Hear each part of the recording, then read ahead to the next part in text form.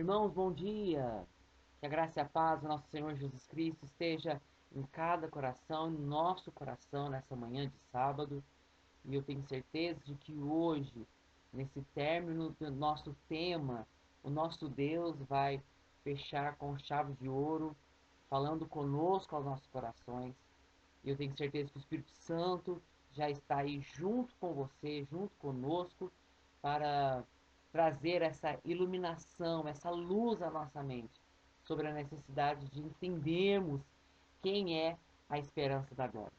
Nessa manhã eu convido você, antes de nós darmos início à nossa meditação, para que você feche seus olhos, você que pode, e nós vamos orar ao Senhor, agradecendo a Ele por mais esse fim de semana que iniciou, por mais essa oportunidade de estarmos juntos para a glória e a honra do nome do Senhor Jesus Cristo. Feche seus olhos. Senhor, nós te somos gratos, Pai, porque mais uma vez o Senhor tem nos dado o privilégio de estarmos juntos, quedados aqui na tua palavra, quedados e rendidos, ó Pai, perante a tua presença, primeiro em oração, clamando ao Senhor, te agradecendo, falando com o Senhor, buscando esse relacionamento com o Senhor através da oração. E logo mais nós vamos falar um pouco da tua palavra, falar um pouco sobre aquilo que o Senhor tem preparado e preparou para nós, sobre aquilo que o Senhor pensa a nosso respeito. Que o teu nome seja glorificado, Senhor, através de nós. Que nós possamos nessa manhã nos render a ti, nos render ao teu poder e à tua graça. Fique conosco e nos abençoe, Senhor. É o que nós pedimos no nome de Jesus e já te agradecemos. Amém. Amém, queridos? Nós então estamos aí no fim dessa jornada, desse tema onde nós recebemos a proposta para falarmos sobre a dinâmica do pecado, o auto-engano e a esperança do Evangelho. Hoje nós vamos falar aí sobre quem é a esperança do Evangelho. Nós vimos na quinta-feira sobre a esperança do Evangelho, sobre o triunfo, a vitória de Jesus sobre o pecado. Nós vimos também na sexta-feira, ontem, sobre a vitória de Jesus sobre o auto-engano. E hoje nós precisamos entender quem é a esperança do Evangelho. Nós sabemos que o Evangelho significa as boas novas de Deus para as nossas vidas. Boas novas que os profetas anunciaram lá no Velho Testamento, onde Moisés anunciou, né? Onde o próprio Deus anunciou no Jardim do Éden essa boa nova, esse anúncio de coisas novas para as nossas vidas. E nós vamos ver que Cristo, ele é a esperança do Evangelho. Ele é aquele que veio para cumprir todas essas profecias, todas essas anunciações de que viria um Messias, viria um Salvador para as nossas vidas. E é importante nós entendermos, querido, que todos esses três temas que nós vimos durante essa semana, eles são temas importantes na Bíblia. Nós vemos que o pecado ele tem a sua origem, ele tem a sua dinâmica. O pecado ele tem ali ah, o começo de tudo, né? De toda a redenção, de toda a salvação, veio por conta que o pecado entrou no mundo. Nós vemos também que a permanência do homem no pecado é por conta do auto-engano, onde nós achamos que nós fazemos, achamos que nós sabemos, e nós criamos verdades dentro de nós que não condizem com as verdades bíblicas ou com a verdade absoluta que é o próprio Cristo. Nós vimos alguns versículos falando sobre isso. E nós vimos também que Cristo, ele veio para nos libertar tanto do pecado, do poder do pecado, da acusação do pecado, contra o auto-engano também, que é um dos perigos que nós caímos até hoje, infelizmente. E hoje nós vamos ver que Cristo, ele é a esperança da glória. Nós vamos ver no livro de Colossenses, o capítulo 1, a partir do versículo 13, desculpa, onde o apóstolo Paulo, nós já estudamos o livro de Colossenses juntos, né? Então é só para fazer para refrescar a memória dos irmãos. Mas o livro de Colossenses foi escrito quando Paulo estava preso em Roma. E Paulo preso, ele recebe a visita de um amigo, de um irmão chamado Epáfras. Epáfras, ele era o líder, o possível líder da igreja em Colossos. E a igreja lá estava passando por alguns problemas. Problemas esses que nós passamos também atualmente em nossas igrejas. Os irmãos lá estavam chegando do meio secular, do mundo, e vindo para a igreja, e eles estavam ainda um pouco perdidos com a dinâmica de que a religião estava propondo. Né? Nós sabemos que quando a gente vem de um outro contexto religioso, fora do cristianismo, nós vemos que a mentalidade talvez sobre deuses, sobre santos, sobre costumes e usos e costumes, ainda ficam um pouco complicados em nossa mente. E aquele povo também estava nessa situação. Colossos era uma cidade muito idólatra, onde eles adoravam e sacrificavam a outros e muitos deuses. E aqueles irmãos estavam chegando ali, e eles estavam ficando um pouco complicados ali para entender. Olha, eu tenho tantos deuses, agora chegou Jesus sendo um Deus também. O que eu faço? Eu continuo sacrificando e só incluo Jesus. E aí eu tenho tantos problemas. A igreja estava em torno de muitos problemas desse tipo. E Epáfras então vai até Paulo para pedir ajuda, ajuda para a liderança, ajuda para orientar aqueles irmãos naquilo que se devia andar.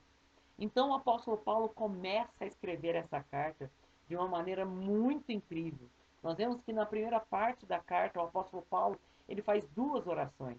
A primeira oração, ele agradece a Deus porque a palavra de Cristo chegou ao coração daqueles irmãos. A palavra salvadora de Cristo chegou àqueles irmãos e estava fazendo uma mudança. O segundo motivo da oração de Paulo é para que aqueles irmãos que estavam ouvindo a palavra de Deus, estavam ouvindo os ensinamentos, tanto de Epáfras quanto agora de Paulo, para que eles amadurecessem espiritualmente na igreja. E como nós precisamos amadurecer também, queridos. Talvez nós estamos na igreja aí, eu não digo os novos que chegaram há menos de 3 anos, eu digo para os irmãos que já estão aí há 5, 6 anos dentro de um contexto eclesiástico, dentro de uma igreja, há mais de 6 anos, há mais de 5 anos, e ainda não é maduro espiritualmente. E o apóstolo Paulo ora ao Senhor para que Deus possa enviar um amadurecimento para que aquela igreja pudesse crescer, tanto em quantidade quanto também em qualidade espiritual. O apóstolo Paulo chega aqui no versículo 3 em diante e ele vai começar a expor, a apresentar Cristo de uma maneira muito, muito linda. E ele vai falar três características que ele usa aqui para poder apresentar a Jesus.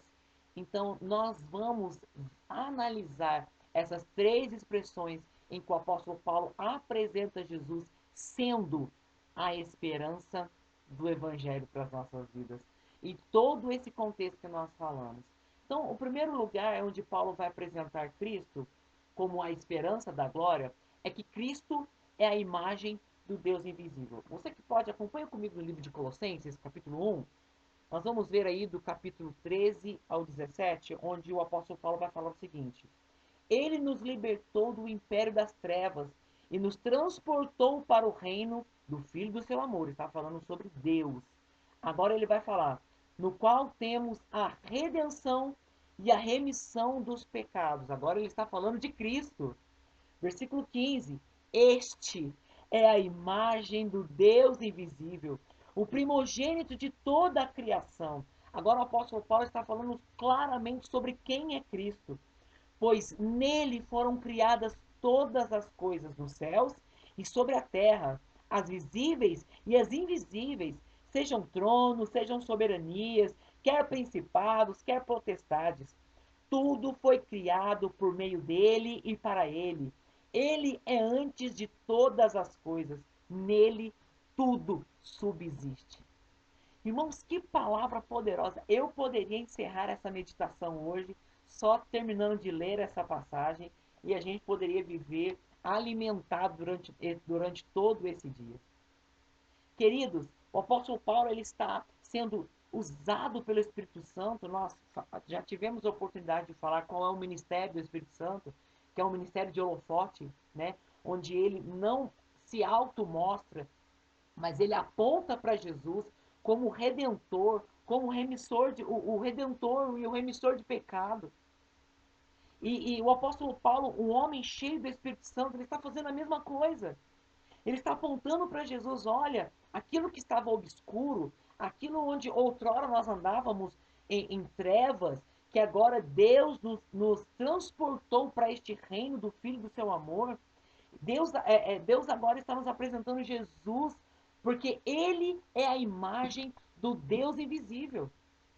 O Deus que no Antigo Testamento, outrora, era só conhecido por ouvir falar pela lei de Moisés, pela lei oral que eles viviam e tinham o costume de passar de geração em geração, agora ele se revelou na pessoa do Filho. Ele é a imagem do Deus invisível. E Paulo vai começar a explicar, olha, todas as coisas que foram criadas por intermédio dele. O apóstolo Paulo está só afirmando aquilo que João vai escrever no capítulo 1 do Evangelho de João. Todas as coisas foram criadas por intermédio dele e nada do que foi feito se fez se não fosse por ele. Ele está fazendo também uma menção sobre Gênesis 1. E Deus criou os céus e a terra, o Espírito pairava sobre a face das águas. E no versículo 3 vai falar que Deus disse, haja luz e houve luz. Então começou a ação criadora de Deus através da pessoa de Cristo, porque ele é o verbo que encarnou. Irmãos, isso é incrível.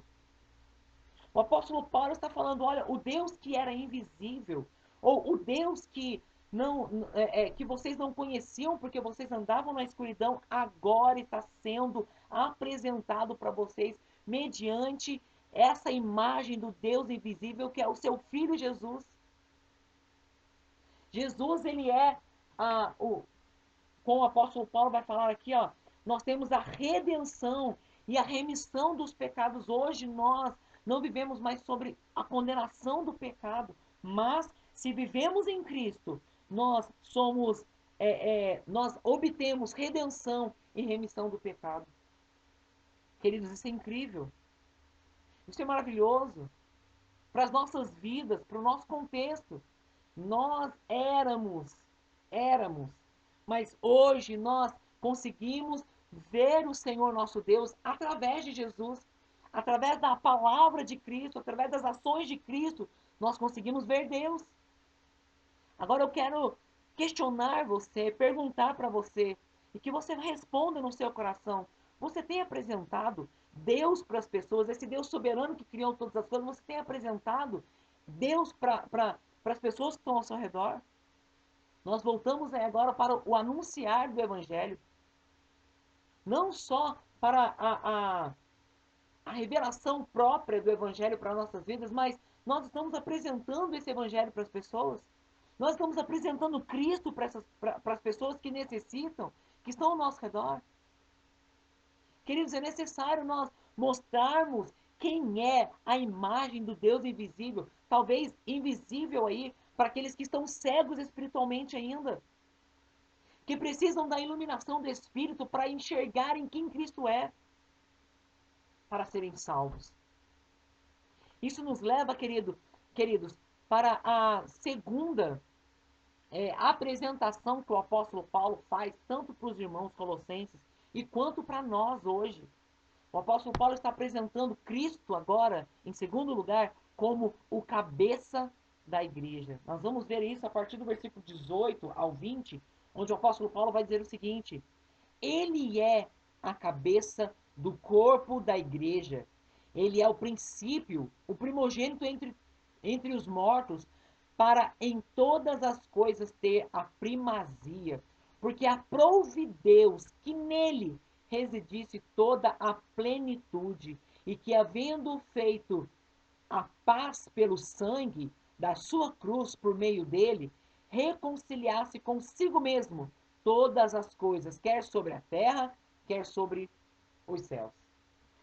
Irmãos, a redenção de Cristo, Cristo sendo a esperança do Evangelho, ele nos traz a esperança não parcial, não dividida, não parcelada, né? Como a gente vai, às vezes, pagar alguma conta aí, a gente vai no comércio, você consegue parcelar para mim em 5 vezes?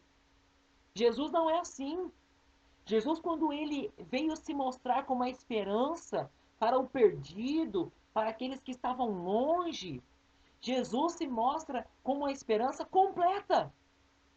O apóstolo Paulo está falando que Jesus ele é a imagem do Deus invisível que veio para a redenção e a remissão dos pecados. Agora o apóstolo Paulo está falando que ele é o cabeça da igreja. E quando ele está usando essa expressão, ele está falando, olha só, o domínio soberano está na mão dele. É ele quem direciona a igreja. É ele quem direciona os afazeres da igreja. E é importante nós entendermos que igreja não são as 4 paredes onde nós vamos para cultuar a Deus. A igreja não quer dizer os microfones onde é pregada a palavra de Deus, ou os instrumentos onde são tocados canções para adorar a Deus, ou o banco onde nós sentamos. A igreja somos eu e você. Então, se a igreja somos eu e você, Cristo é o nosso cabeça. É Ele quem nos governa, é Ele quem nos direciona. Ele é essa esperança. A esperança de que não andamos só, que não andamos por nós mesmos. Nós somos direcionados por Ele. E o apóstolo Paulo está dizendo aqui, ele está explicando por que Cristo é o cabeça da igreja para esses irmãos e para nós hoje. Olha só, ele é o princípio, o início de todas as coisas. E ele vai dizer mais, o primogênito entre os mortos. O primogênito entre os mortos, queridos, é porque Cristo, ele não precisou de alguém para ressuscitá-lo. Mas ele é o primogênito que ressuscitou para trazer vida. Porque a morte não teve poder sobre Jesus. Porque ele é o caminho, a verdade e a vida. Ninguém matou Jesus, mas ele se entregou para morrer e se sacrificar em nosso lugar. O apóstolo Paulo vai dizer mais o seguinte: porque aprouve Deus que nele residisse toda a plenitude.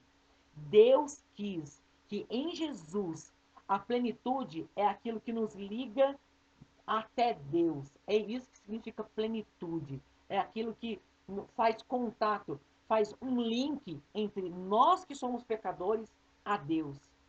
Então, aprove Deus que essa conexão, essa ligação com o Pai, esse relacionamento com o Pai estivesse em Cristo e através de Cristo. Queridos, essa é a esperança para as nossas vidas, que muitas vezes nós achamos que nós não temos nada, que nós não somos nada, mas Cristo está falando, eu sou o cabeça da sua vida. Às vezes nós achamos que por passar necessidade, ou algum problema ou outro em nossa vida, que é normal, que nós passamos, que Cristo também falou, ó, no mundo vocês vão passar por aflições. Mas como o apóstolo Paulo está afirmando para nós que Cristo é o cabeça, Cristo já tinha falado lá atrás, ei, entre todas essas coisas, saibam de uma coisa, eu venci o mundo. Ele venceu o mundo, queridos. Sendo o nosso cabeça, ele nos proporciona a libertação, a remissão dos pecados, a ligação e o relacionamento com o Pai. É Ele. E nós precisamos descansar e acreditar nisso. Ter fé de que se Ele é o cabeça da nossa vida, da nossa família e também da nossa igreja, nós precisamos descansar em Deus, adorá-lo. E é aquela a pergunta do breve catecismo, pergunta aí qual é a finalidade do homem. O fim principal do homem é adorar a Deus, glorificar a Deus e se alegrar nele para sempre. E é para sempre. Não é momentâneo, mas para sempre. E é isso que nos leva à terceira e última expressão que Paulo vai usar nesse primeiro capítulo de Colossenses. A expressão de apresentação, onde ele vai falar que Cristo é a esperança da glória. Nós vamos ver isso no versículo 27. Acompanhe comigo, você que pode. Aos quais Deus quis dar a conhecer qual seja a riqueza da glória deste mistério entre os gentios. Isso é, Cristo em vós, a esperança da glória. Essa glória, queridos, não é uma glória, a glória celestial. É porque a expressão que nós usamos. É, mas não agora. É aquela ação contínua, né? Nós estamos vivendo, mas ainda não chegou ainda, não concretizou tudo ainda. Então o apóstolo Paulo já está falando sobre os gentios. Nós, que outrora não poderíamos receber essa esperança, ou o anúncio dessa esperança. O apóstolo Paulo está falando agora, esse mistério está sendo revelado em vós. Em nós foi revelado isso através de Cristo, porque Ele é a esperança da glória. E essa glória significa é como se fosse um homem que estava ganhando uma medalha ou um troféu. Esse tipo de glória é um reconhecimento sobre aquilo que ele estava fazendo. Não é mais nós que fazemos, mas se Cristo é o que nos governa, é o que nos lidera, é através dele que somos vitoriosos.